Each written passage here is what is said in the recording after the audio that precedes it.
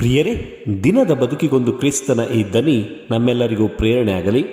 ಪೂಜಾ ವಿಧಿಯ ಸಾಧಾರಣ ಕಾಲದ 2ನೇ ವಾರ, ಜನವರಿ 20, 2026 ಮಂಗಳವಾರ. ಸಂತ ಮಾರ್ಕನು ಬರೆದ ಪವಿತ್ರ ಶುಭ ಸಂದೇಶದಿಂದ ವಾಚನ, 2ನೇ ಅಧ್ಯಾಯ 23ರಿಂದ 28ರವರೆಗಿನ ವಚನಗಳು. ಅದೊಂದು ಸಬ್ಬತ್ ದಿನ. ಯೇಸು ಗೋಧಿಯ ಹೊಲಗಳಲ್ಲಿ ಹಾದು ಹೋಗುತ್ತಿದ್ದರು. ಜೊತೆಯಲ್ಲಿದ್ದ ಅವರ ಶಿಷ್ಯರು ತೆನೆಗಳನ್ನು ಕೀಳಲಾರಂಭಿಸಿದರು.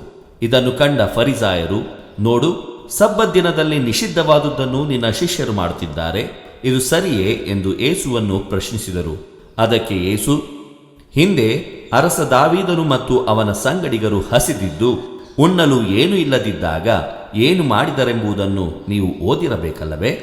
ಪ್ರಧಾನ ಯಾಜಕ ಅಬಿಯಾತರನ ಕಾಲದಲ್ಲಿ ಅವನು ದೇವ ಮಂದಿರದೊಳಕ್ಕೆ ಹೋಗಿ ಯಾಜಕನ ಹೊರತು ಬೇರೆ ಯಾರೂ ತಿನ್ನಬಾರದಾಗಿದ್ದ ನೈವೇದ್ಯದ ರೊಟ್ಟಿಗಳನ್ನೇ ತಿಂದ, ಅಲ್ಲದೆ ತನ್ನ ಸಂಗಡ ಇದ್ದವರಿಗೂ ಕೊಟ್ಟನಲ್ಲವೇ ಎಂದು ಅವರನ್ನು ಕೇಳಿದರು.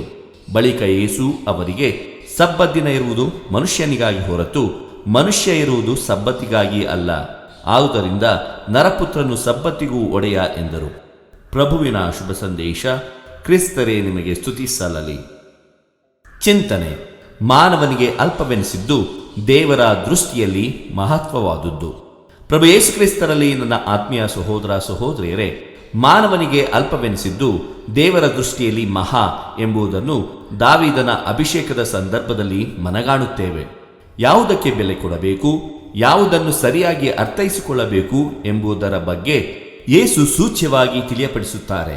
ಸಬ್ಬತ್ ಎಂದರೆ ದೇವರನ್ನು ಕೃತಜ್ಞತೆಯಿಂದ ಸ್ಮರಿಸಿ ಧ್ಯಾನಿಸುವ ದಿನ. ಆದರೆ ಕಾಲಘಟ್ಟ ಉರುಳಿದಂತೆ ಅದು ಕಂದಾಚಾರವಾಗಿ ಬದಲಾಗಿತ್ತು. ಆ ದಿನ ಏನು ಕೆಲಸ ಮಾಡಬಾರದು ಎಂದು ಧರ್ಮಶಾಸ್ತ್ರಿಗಳು ಕಟ್ಟಳೆ ರೂಪಿಸಿದ್ದರು. ಜನಸಾಮಾನ್ಯರು ಈ ಕಟ್ಟಳೆಯನ್ನು ಮತ್ತೆ ಮತ್ತೆ ನೆನಪಿಸಿಕೊಳ್ಳುತ್ತಾ ಇತರರಿಗೂ ನೆನಪಿಸುತ್ತಾ ಅದನ್ನೊಂದು ಕಾಠಿಣ್ಯದ ತುದಿಗೆ ಒಯ್ದಿದ್ದರು.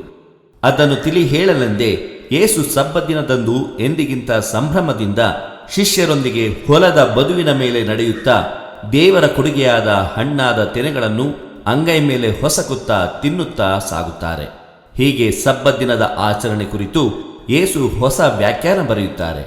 ಮನುಷ್ಯನ ಒಳಿತಿಗಾಗಿಯೇ ರೂಪುಗೊಳ್ಳುವ ನಿಯಮವೊಂದು ಕಾಲಾಂತರದಲ್ಲಿ ಮನುಷ್ಯ ಗೌರವಕ್ಕೆ ಧಕ್ಕೆ ತರುವುದು ತರವೇ?